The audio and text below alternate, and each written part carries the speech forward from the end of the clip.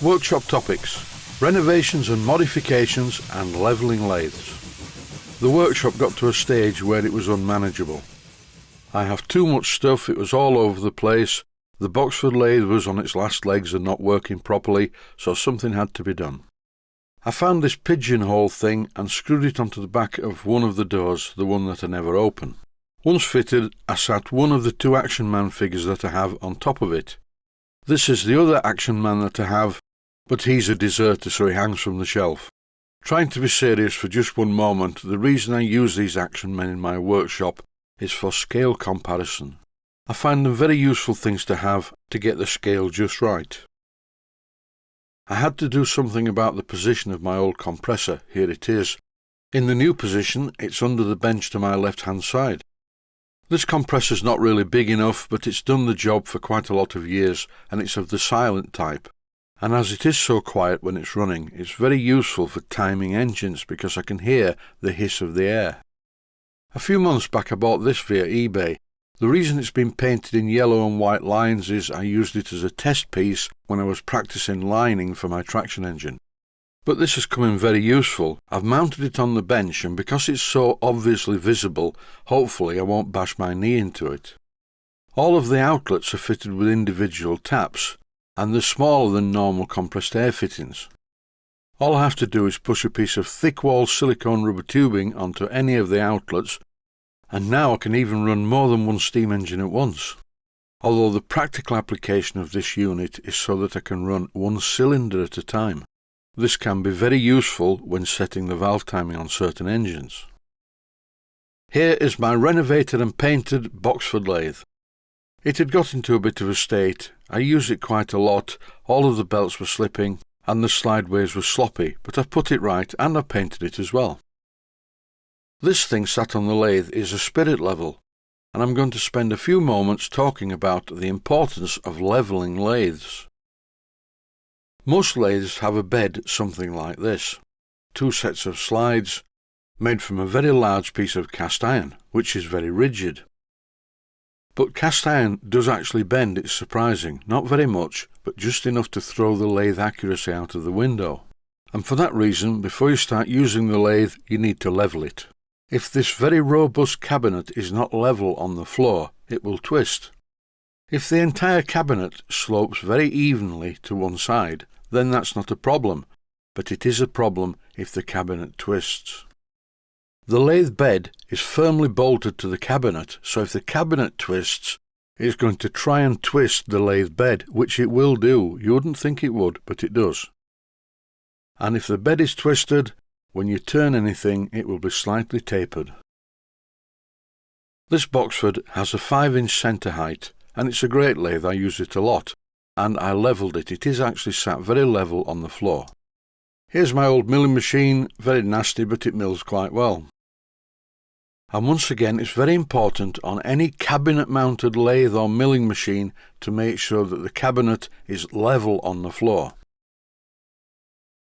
I'll pull the camera back for the rest of the panning. As you can see, the workshop's still in a bit of a mess, but it's getting there.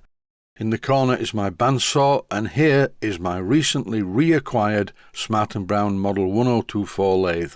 This is quite a good piece of kit. It's a tool room lathe. Look how wide the bed is. This is very heavy duty. It weighs about 1.2 tons, and I've started the levelling. I could do with putting just a tiny little shim under one end. When I do a test cut on this lathe, it's very, very accurate, even as it is. So the term levelling means that all four corners of the lathe need to be level in the same plane. Before selling this lathe to a friend of mine, I owned it and used it for 25 years. And I've built quite a lot of models on it, and I've never had an accuracy problem. A few weeks ago, I bought this lathe. It's a Myford ML7R, and I don't have a cabinet for it, and I don't have room for a cabinet. Many years ago, I converted the house that I lived in into premises for my recording studio, and temporarily we moved into a flat. And it was horrible. I didn't have a lathe, and there were no facilities for modelling or anything. And for that reason, I bought a very small Chinese lathe. And it worked okay. When I did the tests on it, it turned quite accurately, The good thing about it was in its own little chip tray, and when you'd finished with it you could put it back in the cupboard.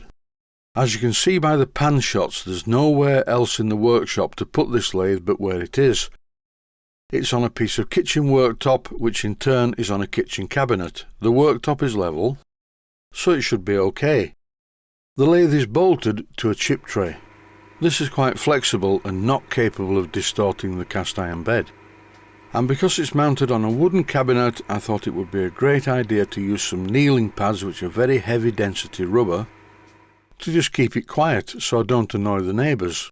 This is the sort of thing I'm going to be using this Myford for. Lightweight duties. But then some comments started coming in from experts, and some of the comments were quite aggressive. I really don't get aggression with model engineering.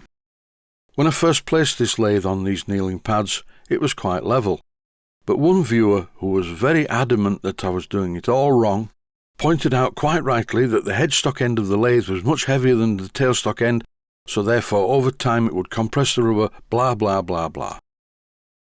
I thought, well, maybe it will. Although I do think because of the large surface area of the chip tray, the amount that the headstock end would drop over time would be very, very minute. So just in case, when hell freezes over, the headstock drops, I put a piece of 6mm plywood underneath the kneeling pad at the headstock end. And now it's not level, but as I've already discussed, it doesn't really matter, because both sides of the bed are exactly the same. Let's imagine you fancied doing a bit of turning on the International Space Station. In a zero-gravity environment, it would be quite safe because you wouldn't get the swarf in your eyes, because you could just wear your space suit to prevent this from being a problem. My question is, would the lathe turn accurately? And I think the answer to this question is yes, it would. And it's the same with this. There's nothing putting any pressure on the position of the bed itself. I think after I've made this video I'm going to remove the 6mm ply because it was okay as it was, and it would require many tons of pressure to compress a kneeling pad of that size to drop the headstock end significantly. Please note, this subject is not really open to discussion, at least from my point of view. Any aggressive comments will be deleted immediately. Here is the proof of the pudding. I turned this test bar and the micrometer fits exactly the same in all places on it. My conclusion being that the lathe appears to be accurate, so what's the problem? As I've just mentioned, when I go into the workshop today, I'm going to take out this piece of 6mm ply. Then the lathe will be, as it was, level. Here is a final slow pan around my workshop. I have a lot more space on the shelves now since I actually filmed this, and today I will try my best to get it organised. My workshop is quite large. I am quite large, and for that reason I still need to maximise the use of the space. At the beginning of this video I showed the pigeonhole thing. I had thought of leaving it like this, but that would be offensive to anyone who has OCD. So I used the spirit level, and now it is level. The parts that I put in this pigeonhole are parts that I frequently lose in the workshop, but I won't lose them anymore. And that's it for this video about my workshop. I'll leave you with this shot of the very nice Myford ML7R. Time for me to go up into the workshop and do some more work. Stay healthy, thanks for watching, and I hope you found it useful. Please take the time to visit my Mainsteam Models website and click on the section of the website that says Video Playlists. And by doing that, you can find other videos that you may like to watch. And by using the playlists, you can actually watch the videos back to back.